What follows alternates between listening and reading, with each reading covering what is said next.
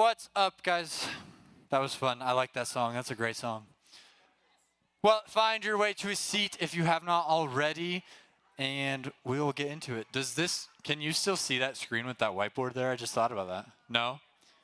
No? Well, that's okay. But what it says on it is the series we've been in, which if you've been here for a while, you would know. We've been going through the series the past couple weeks called The Comeback Kid.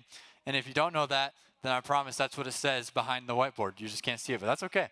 So we've been in this series called The Comeback Kid, and we've been talking about Jesus, right? We've been talking about how he came back from death to life, and it was the ultimate comeback, right? We talked about a couple other comebacks, but Jesus is the main one, right? Jesus coming back to life.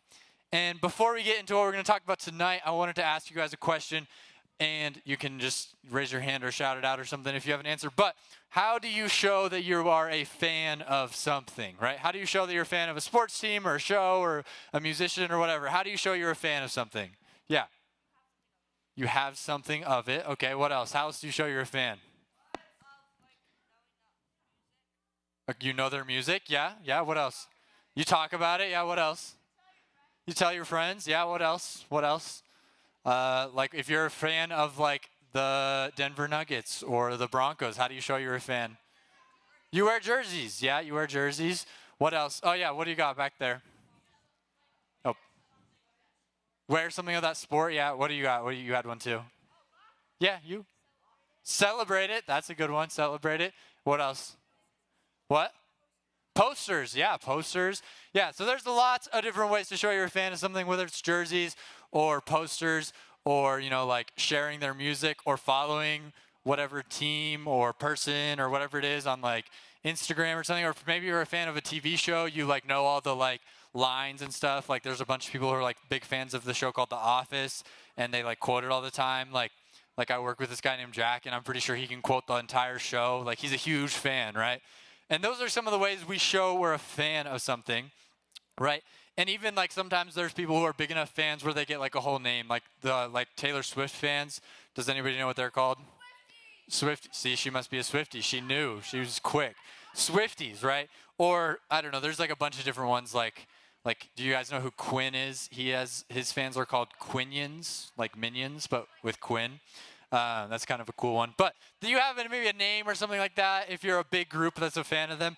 And when we really like something, right, or someone or whatever it is, whether it's a movie or a TV show or a sports team or a musician, when we really like someone or something, we want to show it, right? We want people to be able to know it. We're like you were saying over there, we talk to our friends about it. We tell people about it.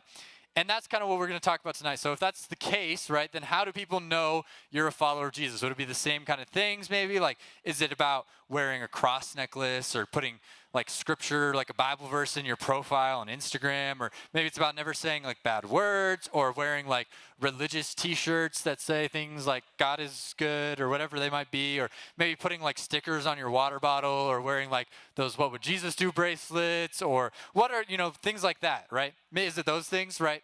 I would say probably not. Like those things are all great. If you do all those things or have those things, those are really cool. But I think there's more to it than just that, right? It's not just about those little things to show you're a follower of Jesus, right? It's different than just being a fan. There's a fan and there's a follower, and it's a little bit different. And a fan might have some of those things to show people, but it's a little bit different when you're really a follower of Jesus, right? And we've been talking about Jesus and this awesome comeback he had, right? If you were here last week, we kind of went through the story. It's called the Easter story sometimes. We went through this story about how Jesus went to the cross and died and then resurrected, right? And he had this amazing comeback. And so now this week what we're going to talk about is what does it look like to live for Jesus, right? To live for the comeback kid that we've been talking about. What does it look like to live for him, right? Because that's kind of a question we're left answering, right? Like after we say like, yeah, we believe in Jesus, we believe he died and rose again, like now what? Like what do we do now? So how do we show that we're a follower of him? How do we do that, right? And we're going to kind of look at that question tonight. So that's where we're going, just so you know. But we might think that following Jesus sometimes just means doing a bunch of actions, right? Sometimes it can be easy to think like, oh, if I'm a follower of Jesus, it just means I have to do like A, B, C, D. Like maybe it's like, be nice to someone. And then it's like, I need to read my Bible 3 times a day. And I need to not say the bad word this day. And I need to, you just think it's like all this like checklist or something. And it's more than that, right? Because what will happen is if you think it's just about like a certain action or something or certain rules or doing a certain thing, then what's going to happen is eventually you might do that really well for a while. And then you're going to mess up. You're going to make a mistake. Something is going to happen that you didn't expect. And then you're going to feel like, dang, this is really hard. I can never get it right. I can never follow through and get it all right. And that's okay. That's normal, right? We all make mistakes. But the second you mess up, you're going to feel like, oh, man, I'm a failure. I'm letting Jesus down. I can't do this thing. Maybe this whole following Jesus thing isn't for me. And sometimes we start to think that way when we mess up. And it can be confusing. And you're like, what am I supposed to be doing here, Jesus? Like, I don't understand how I follow you. And so that's what we're kind of digging into, right? And these are normal thoughts to have. It's normal to think like, oh, this is kind of confusing and hard. But I actually think that that's not what Jesus wanted. He wanted it to be pretty simple, right? He tried to make it simple, right? He never said it was going to be easy, but it is simple, right? And there's a difference between simple and easy, right? It can be hard and still be simple, right? There are things like math. Apparently, I've heard it's pretty simple if you understand it, but it's definitely not easy, right? But it's apparently simple because there's like only one answer, but it's very hard, but it's not. Do you see what I'm saying? It can be hard and not be confusing, right? It can still be simple, but hard. So that's what we're kind of talking about. And I think it can actually be a lot more fun than people think, right? Sometimes people think following Jesus is just lame and it's like following all these rules, but it can actually be a really adventurous life. It can be full of twists and turns, kind of like Jesus' story we talked about last week. It had all these twists and turns everywhere. And that's what it can kind of be like. So when Jesus was here, right, he said a lot of things. He did a lot of teaching. He did a lot of preaching. And a lot of guys took what he said and they wrote it down and gave us the Bible, right? And so when we look back at some of the things Jesus said, he said some pretty key things a little bit before the story we went through last week where he went to the cross. So he said some things that we're going to go and look at, and he kind of told people how to follow him. So we're going to be looking at that in the book of Matthew, and Matthew is just a gospel, and a gospel is just the story of Jesus' life, right? So last week we looked at the Gospel of John, which is a story of Jesus' life told through the view of John. Tonight, we're looking at it in Matthew. So we're going to check this out in this time that Jesus is just talking to his followers, right? These people who were with him, following him, his friends, these people he was influencing them a lot and teaching them things. And so he's kind of teaching them about what it means to be his followers. So we're going to check this out together on the screen right now. Okay, so we'll read this together, and when we get to a yellow word, if you've never been here before, what we do is when we get to a yellow word, you read the yellow word, and I read the white word. So when we get to a yellow word, yell it out. They're very similar words, so I believe in you all. Okay, here we go. It says, then Jesus said to his disciples, if any of you wants to be my, you must give up your own way, take up your cross, and me. Okay, so we'll leave that up there for a second and kind of talk about what that means. Because at first, when you read that, it's like a little bit like, I don't know, like a little like intense. It's like you must give up your own way, take up your cross. Like there's a lot going on there. So let's kind of break it down a little bit. So what he's saying is, he says, if you want to be my follower, so a lot of us would say we want to be a follower of Jesus, right? So if we want to be a follower of Jesus, then here's what you got to do. You have to give up your own way, right? And that's like a confusing thing. It's like, well, that sounds just weird. Like, what does it mean to give up your own way?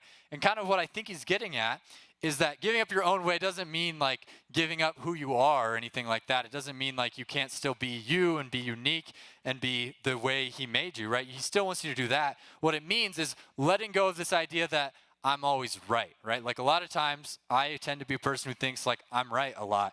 And the reality is I'm not right a lot. I'm wrong a lot. And we tend to be people who want to control things, but really when we're giving up our own way, it means we're letting go of thinking that we're always right and thinking that we know the best way to do things, and we're looking to Jesus for seeing what he says is right and seeing what he says is the best way to do things and the way to live, right? So it's looking to him for that instead of for ourselves. We can still be who we are and be unique, but we don't want to just go with our own way of doing things, right? So that's the first part. Give up your own way. And then he says, take up your cross. Oh, you can leave that up there for a minute. Maybe. There we go. Yeah. And then he says, take up your cross, right? And so that is kind of confusing too, because like we don't really like have people carrying around crosses that often. But what's it meant to take up your cross was Jesus was talking about the cross that he was hung on, right? These crosses that the Romans would crucify people on, where they would put them on the cross. You've probably seen like an image or something, and they would pierce their hands to the cross and their feet, and that's how Jesus died, right? And it was this gruesome way to die. And he says, take up your cross, because when someone was getting crucified, they would make them carry their cross up to wherever they were going to be crucified. And it was a pretty like gruesome thing. And so he's saying like, be willing to die. And now that's very intense, right?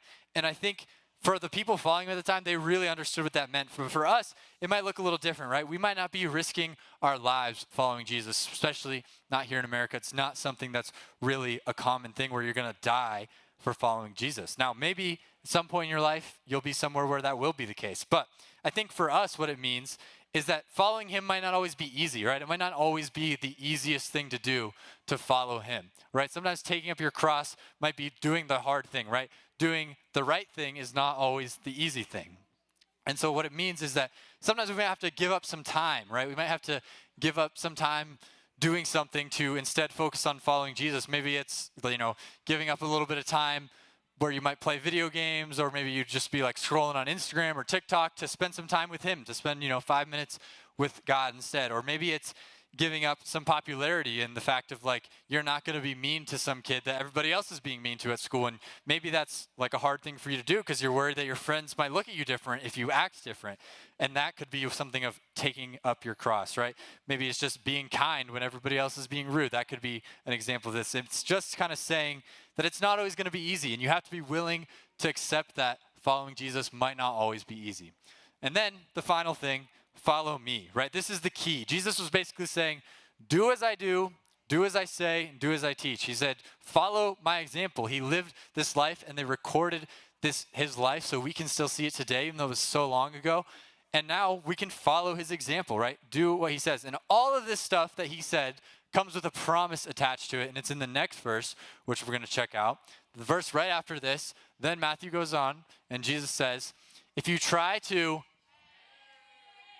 That was weak. We're going to try that one again. Okay, here we go. If you try to onto your life, you will lose it. But if you up your life for my sake, you will save it, right? And this sounds a little confusing at first too, right? It's like, it's just kind of intense stuff, right? He's saying some intense stuff, but he's saying that if we hang on to our lives, we're putting our wants before everything else, it's not going to go well. We're going to lose it, right? It's not going to work out. But if you give up your life, if you give up having your own way first, then you will save it, right? You will give it up for Jesus' sake. If you give it up to follow him instead, then you will save it, right? And so, what did Jesus do? How did he live? Those are the kind of the questions that come up to your mind next, right? If Jesus was doing these things, then I want to be able to do that. And if we look at the stories about Jesus in the Bible, we see the way that he loved people, right? He went around and he loved people everywhere he went. All the stories he's in, he's loving people, right? He's loving people who other people ignore, who everyone else in society maybe looked down on or didn't think was good enough. He loved them, right? He saw them and he spent time with them and he loved them. He stood up for what was right? When he would see injustice happening, he would stand up for it. He would step in and do something about it. Even if that wasn't like a safe thing or a popular thing to do, he would do that. He forgave people who hurt him, right? Whenever someone wronged him, he was quick to forgive them. He didn't hold it against them or anything like that. And he served other people instead of trying to be served. He wasn't out here just looking for people to serve him and to do things for him. He was actually willing to serve others. And he told the truth even when it could be hard. So Jesus wasn't about following just a bunch of rules or anything like that. Jesus was about loving God and loving others, right? Jesus was about loving God and loving others. And what's really cool is the earliest people who were following Jesus, right? They were known as followers of the way. That was kind of what they were called. And they were called that for a while, and then eventually they became known as Christians, which are what people who follow Jesus today are called, right? Christians. And what Christian means is little Christ. So basically, the way they were living, people were like, oh, they're just acting like Jesus Christ lived. Like they're acting the same way. So they called him little Christ, right? And they weren't known for this because they were following a bunch of rules. They were known for this by the way they were living their lives and loving and treating the people around them, right? That's why they were known as Christians, because they were living differently, right? Living for Jesus means living like Jesus, right? Living for Jesus means living like Jesus. It means that when you're making choices and you're going to do things and you want to live for Jesus, that means you're going to look at how Jesus lived and try and imitate that, right? You know, that's what those bracelets, I know a lot of you guys wear them that say WWJD, says, what would Jesus do? That's the message it's communicating is, what would Jesus do? You would live like Jesus. That's your goal. The reason you would ask yourself, what would Jesus do, is because you say, I want to live that way too. Same thing. It's a great little reminder to yourself of like when you're at school or something, you're like, oh, what would Jesus do here? I should try and live like Jesus, right? Because it's about letting Jesus change how we think, how we treat people, how we interact with people, right? Jesus can change that inside of us and change our lives from that. So if living for Jesus means living like Jesus, then obviously the question is, how do we like practically do that, right? How do we practically do that? And that's what we're going to spend the rest of our time here tonight kind of doing together. We're going to do some brainstorming here on our little whiteboard here.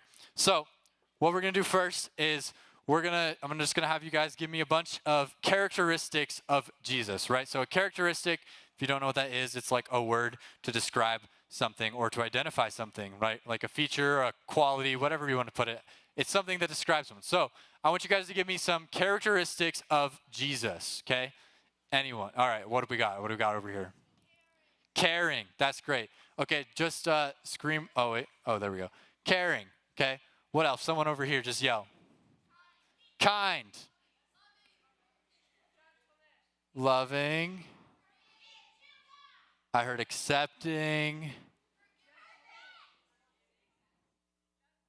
I heard gentleness. Gentle. Oh, no, I can't spell very well. This could be bad. Gentleness. Forgiving. What else? What else? Keep yelling them. Perfect. What else? Empathetic. That's a big word. I don't know if I'm going to know how to spell that. F. There's definitely no F. Empathetic.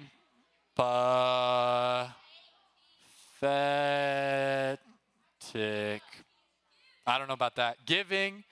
Okay. One more. Anyone? Anyone? Well, that's kind of like giving, so we'll just leave that. What? Helpful. Thankful. I like that one too. We'll do two more. Helpful. What'd you say? Prayful. Faithful. Faithful. Okay, I ran out of room. Okay, these are great. These are some great character traits of Jesus, right? When you think about Jesus, some of these things come to mind, right? He's very caring. He's loving. He's accepting. He's gentle. He's gentle. He's forgiving, empathetic. I don't really know what happened with empathetic. It's like half in caps, half in lowercase. Not sure what happened there. He's giving, he's helpful, he's thankful, he's faithful. All these other things you said, he's perfect, right? These are all great character traits of Jesus, okay? So now the question is, if living for Jesus means living like Jesus, like we said, right? And this is kind of who Jesus is, you know, these are some of the character traits that you said describe Jesus, then how can we, as middle schoolers today, in whatever middle school you go to or homeschool or wherever you are in your life, how can you today display these traits in how you act? So how can you actually live this out? So now we're going to take a trait and then you're going to tell me an idea of how you can live that out. So how can you be caring in your life today? Anyone? Practical. What can you do to be caring? What? Put others first. Okay. Okay. Now, even more practical, what does that look like? How do you do that? How do you put someone first? You're at school tomorrow and you want to be a caring person and put someone first. How do you do that? What? Ask them if they're okay. Okay, I like that. Ask someone how they're doing. We'll just say how they're doing. How they are. It's great. It's great. Okay, now for kind. Okay, now how would you be kind in a practical way? What's something you could do? Yeah, okay, go back there.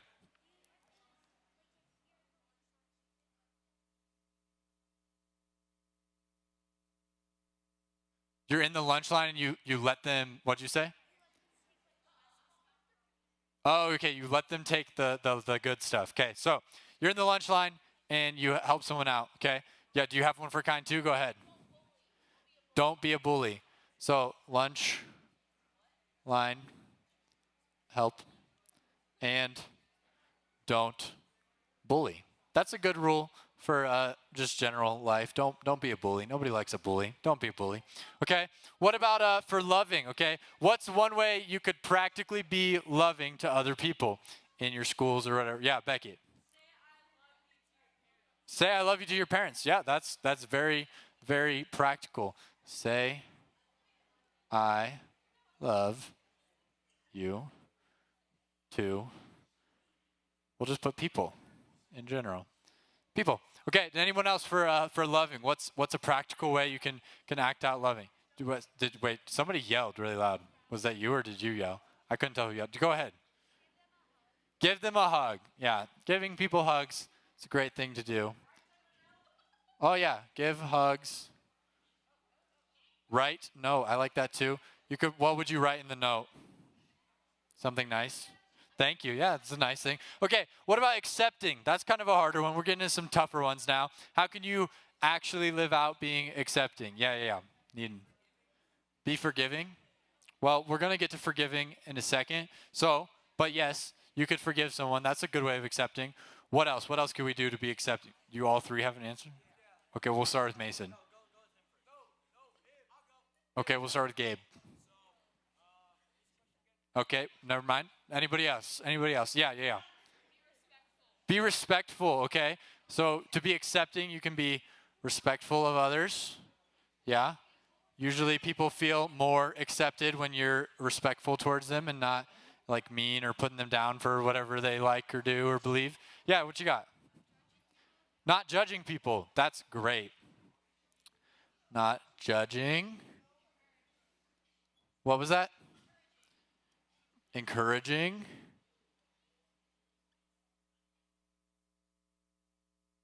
Okay. One more? Anyone? Yeah, go ahead. No, we're still on accepting. But be forgiving? Yeah, okay. You seem really anxious. What? Include people. Oh, that's a great one. Include people. Okay. This one is great, and I care a lot about this accepting. I mean, I care a lot about all of them, obviously, but accepting is one of our big values here at Garage, right? We ever say it every week that you are accepted here just as you are. So this is really important, and I want you guys to really get this one because look, it's not that hard, right? Just be respectful. Don't be judging others. Be encouraging. Include people. Just invite someone to come join you with whatever you're doing, right? If there's a new person or something, just invite them to come sit by you or invite them to come play volleyball with you or whatever, right? It's super simple to be accepting, and we want to be a very accepting place. So that's great. What about gentleness? Don't be pushy. Okay. Yeah, like being gentle. Being gentle it's a confusing one, right? Not being pushy. Not pushy. Right? Being gentle is kind of like being sensitive also. Like if you know someone is having a really hard day, maybe you know something's crazy is going on in their life, and you don't want to just be a jerk. You don't want to be a jerk ever, but you should be sensitive to what people are going through, right? So that's kind of gentle. All right, what about forgiving? Forgiving. How can you practically be forgiving? This one is a pretty simple one, I promise. Don't overthink it. Yeah. Nice. When someone is not nice, whatever that may be, you can forgive them, right? This one is very practical. Just forgive them. You want to be a forgiving person? Forgive people. Forgive them. Okay, that's great. What about empathetic? That's a big word. That's a hard one. How do you be empathetic, right? Yes. Listen to people when they're talking about hard topics. That's great. Listen. Listening's hard because sometimes you just get distracted, right? You're like trying to listen to someone and then something happens over here and you're like, oh, squirrel. And then you're just confused, right? So listening to people actually goes a long way to show empathy, right? That's something Jesus was great at. You see all the time where these stories where he's just sitting with people, listening to them as they're sharing about their life. Okay, what about giving? How can you be a giving person? Yeah. Give someone a present. Yeah, that's great. Give. Oh, I put two I's in give. There's only one. Give presents. That's nice. Everybody likes getting a little present, even if it's just like a little note that says thank you. What about helpful? How can you be helpful practically? This one, you could think in school, you could think at home, you could think whatever. Yeah, in the back.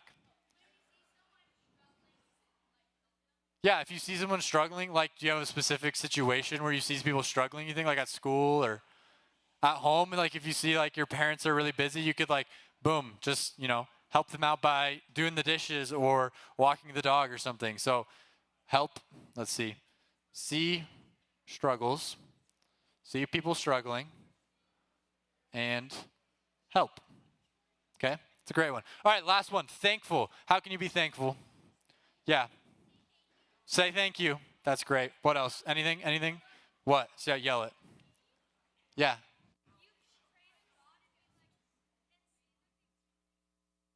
Yes, being grateful, right? Being grateful to God for blessings. Those are great.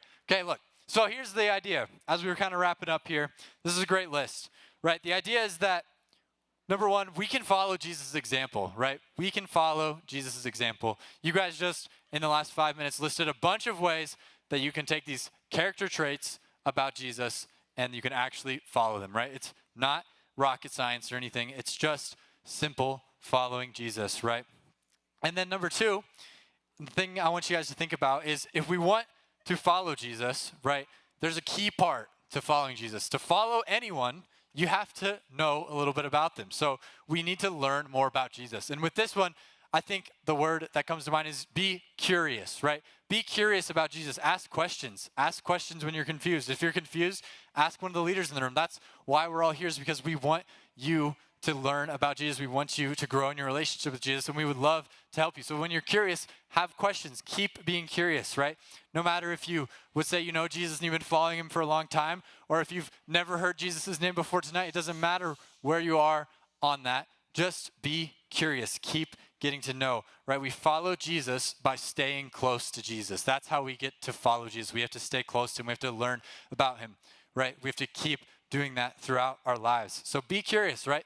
Next week when we're doing queso and questions, that's a chance for you to bring your curiosity, to bring your questions you might have about your faith or about Jesus or anything you've ever wondered, and share those with other people who may be wondering the same things, right? That's a great time to ask questions. And just remember, you're not going to do this all perfectly, right? Nobody is going to be able to do every single one of these things on any given day like Jesus could, right? We're going to make mistakes and we're going to be human, and that's okay. But just take a little step each day, because living for Jesus means living like Jesus. And we're going to get into one more song of worship here in a moment. And as they kind of get ready for that, and if I could have two of my leaders maybe just come and move this whiteboard, that would be awesome. But we're going to get into worship here in a second. And while we're in this last song of worship, I want you to spend some time kind of reflecting and thinking about this idea of living like Jesus, right? How do we do this? And think about maybe just one thing, just one little thing that you could do this week to do that a little better, to live like Jesus. Maybe you pick one of those words, one of those characteristic traits, and they'll be over there. You can go look at them again later if you want. Maybe just pick one and you think, you know what, how can I work on being helpful tomorrow, right? What's one thing I can do? Just something so simple. Start with something so small and simple. And then also think about questions you have about Jesus. Think about these curiosities you might have. And think about them and spend some time just worshiping with us. And yeah, I'm going to pray for us and we're going to get into this last song. So pray with me. Dear Lord, thank you for this night. Thank you that you are a God who loves our curiosity, that you want us to learn more about you, that you want us to grow closer to you.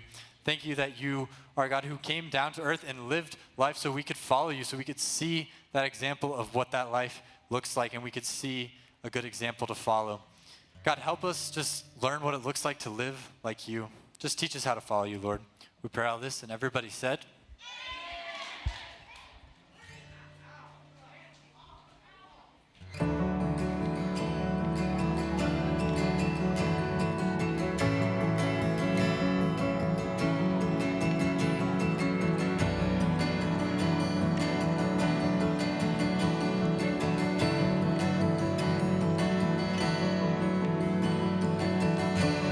I wanna meet with you more than Sundays.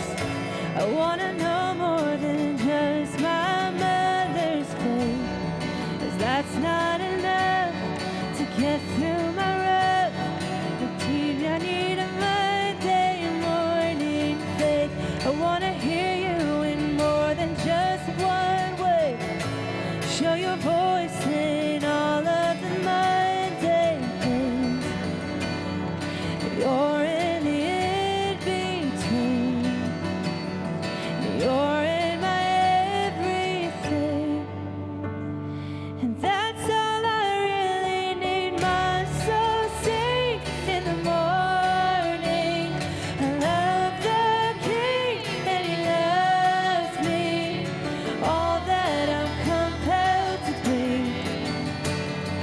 my everyday offering. Ooh.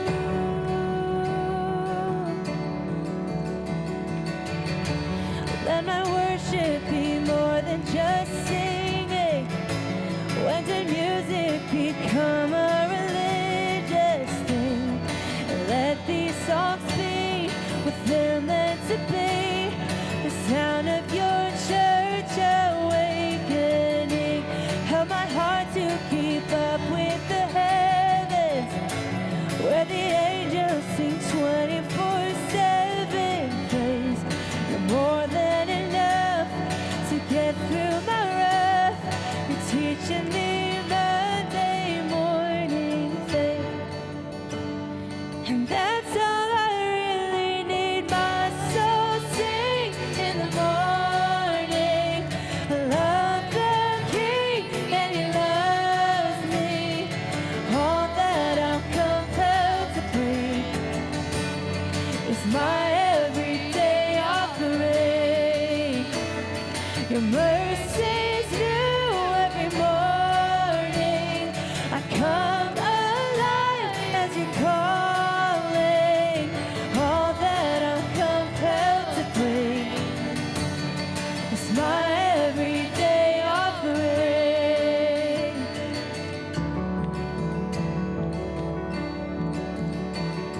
And hell's not scared of a Sunday faith if it only leads to an empty praise. What really makes darkness right is when the saints arise and praise in quiet on Monday and Tuesday and Wednesday. To know You, to love You, to choose You first on Thursday and Friday and Saturday. To see You, behold You, and worship, singing hallelujah. Holy, holy, glory to the King of Kings. Hallelujah.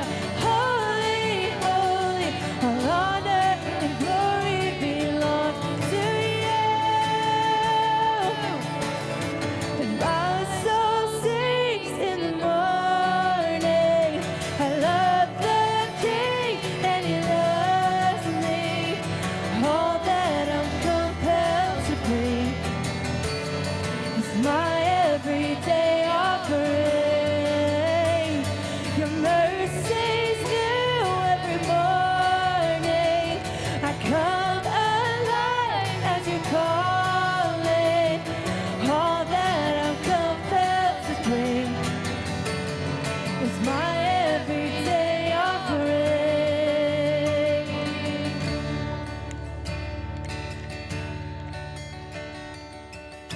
Guys, thanks so much for coming tonight. We love you guys, and we're so glad you're here. A couple things real quick before you go. Number one, you are loved and prayed for, and you are accepted here just as you are. Have a great night. And on your way out, you're going to get some little garage late night cards, and I would encourage you to invite some friends at school to come to late night. It's going to be awesome. So we would love to see you there. We'll see you next Wednesday. Have a great night. Good night.